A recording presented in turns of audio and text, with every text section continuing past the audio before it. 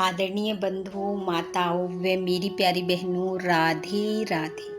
आपका हमारे YouTube channel पर बहुत बहुत स्वागत है। बंधुओं, आज हम इस वीडियो में पुत्रदा एकादशी व्रत की विधि, महत्व, फल व कथा का श्रवण करेंगे।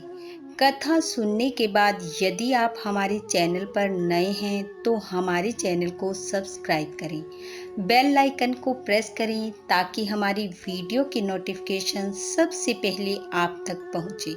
वीडियो को शेयर व लाइक भी जरूर करें। बंधुओं, श्रावण शुक्ल पक्ष में आने वाली एकादशी पुत्रदा एकादशी के नाम से जानी जाती है, जो कि इस बार वर्ष 2020 में 30 जुलाई दिन वीरवार को है। बंधु, एकादशी का हमारे धर्म शास्त्रों के अनुसार बहुत अत्यधिक महत्व है। मनुष्य को अपने जीवन काल में एकादशी व्रत जरूर धारण करना चाहिए।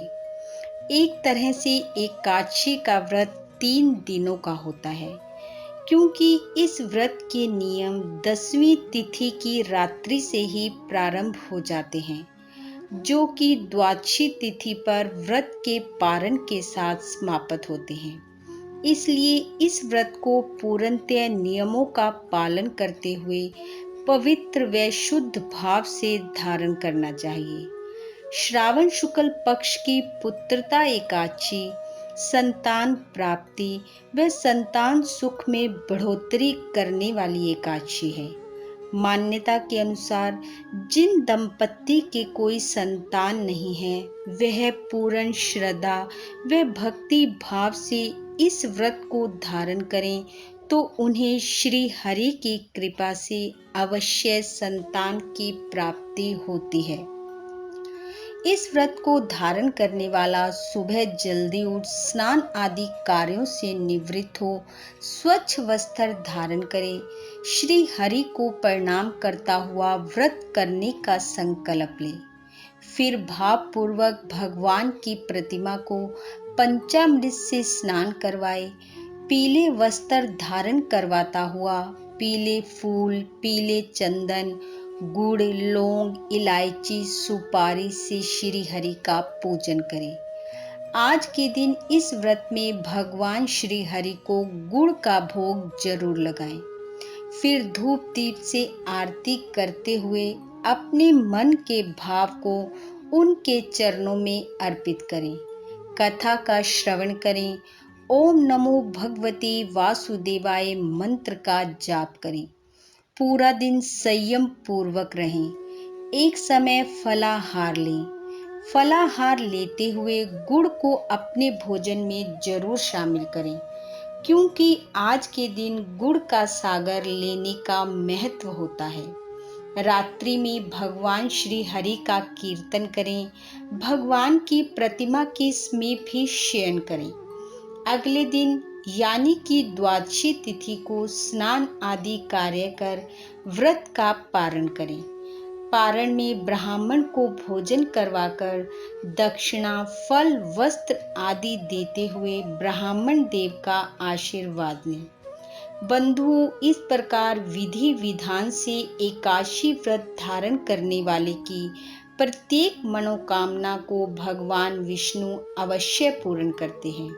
घर में सुख सौभाग्य की वृद्धि होती है, संतानहीनों को संतान की प्राप्ति होती है, या संतान से जुड़ी और भी कोई समस्या हो तो वह श्री हरि की कृपा से समाप्त होती है। इसलिए भक्ति भाव व श्रद्धा पूर्वक पुत्रदा एकादशी का व्रत धारण करें। और यदि किसी कारणवश आप ये व्रत नहीं कर पा रहे हैं तो भी श्री हरि की पूजा अवश्य करें। मंत्र जाप जरूर करें। संयम पूर्वक अपना दिन व्यतीत करें। सात्विक भोजन लें। प्याज, लहसुन, मांस, मदिरा का त्याग करें। निंदा, चुगली, ईर्ष्या, द्वेष से दूर रहें। पुण्य के कार्य करें। आइए अब सुनते हैं पुत्रदा एकादशी की कथा। बंधुओं, प्राचीन समय में द्वापर युग के आरंभ में महिष्मती नाम की एक नगरी थी। उसके राजा का नाम महिजित था। राजा को बस एक ही दुख था कि उसके कोई संतान नहीं थी और संतान न होने के कारण राजा को राज्य का सुख भी अच्छा नहीं लगता था। वह कहता था कि बिना संतान के ये सब सुख बेकार हैं। पुत्र प्राप्ति के लिए राजा ने बहुत से उपाय किए, लेकिन सब व्यर्थ चले गए। उसे पुत्र की प्राप्ति नहीं हुई। वृद्ध अवस्था आती देखकर राजा ने ब्राह्मणों और प्रजा के प्रतिनिधियों को बुलाया और कहा कि मैंने धर्म के रास्ते पर चलकर अपनी प्रजा का पालन पोषण किया है और मैंने इस जन्म में कोई भी बुरा कर्म नहीं किया है, फिर भी मुझे संतान की प्राप्ति नहीं हुई। इसका क्या कारण है? मैं अत्यंत दुखी हूँ। ब्राह्मण और प्रजा के प्रतिनिधि राजा की इस बात का उत्तर जानने के लिए वन में ऋषि मुनियों के पास गए, उनके दर्शन किए और अंत में वे लोग एक अत्यंत वायु वृद्ध, धर्म के ज्ञाता, बड़े तपस्वी, धर्म के गूढ़ तत्वों को जानने वाले, समस्त शास्त्रों के ज्ञाता लोमेश मुनि के पास पहुँचे। उन्होंने जाकर मुनि को प्रणाम किया। लोमेश मुनि ने उनके आने का कारण पूछा। तब वे बोले कि महिष्मति पुरी का राजा महिजित अत्यधिक धार्मिक प्रवृत्ति का है और वह अपनी प्रजा का पालन अपनी संतान की तरह करता है, फिर भी वह संतान न होने के कारण दुखी है और हम प्रजा भी अपने राजा के दुख के कारण दुखी हैं। हम जानते हैं, हमें पूरा विश्वास है कि आप हमारा संकट अवश्य दूर करेंगे। कुछ समय ध्यान लगाने के बाद मुनि ने कहा कि ये राजा पूर्व जन्म में एक निर्धन वैश्य था। यह एक गांव से दूसरे गांव अपने काम से जाया करता था। एक समय ज्येष्ठ मास की शुक्ल पक्ष की द्वादशी तिथि थी। दोपहर का समय था। ये 2 दिन से भूखा प्यासा था और ये एक जलाशय पर जल पीने के लिए रुका। वहीं पर तत्काल ब्याही हुई गाय अपनी बछड़ी के साथ जल पी रही थी। राजा ने उस प्यासी गाय को जल पीने से हटा दिया और स्वयं जल पीने लगा। इसलिए राजा को यह दुख सहना पड़ा। एकादशी तिथि को भूखा रहने के कारण तो ये राजा बना, लेकिन प्यासी गाय को जल पीते हुए हटाने के कारण संतानहीन हुआ।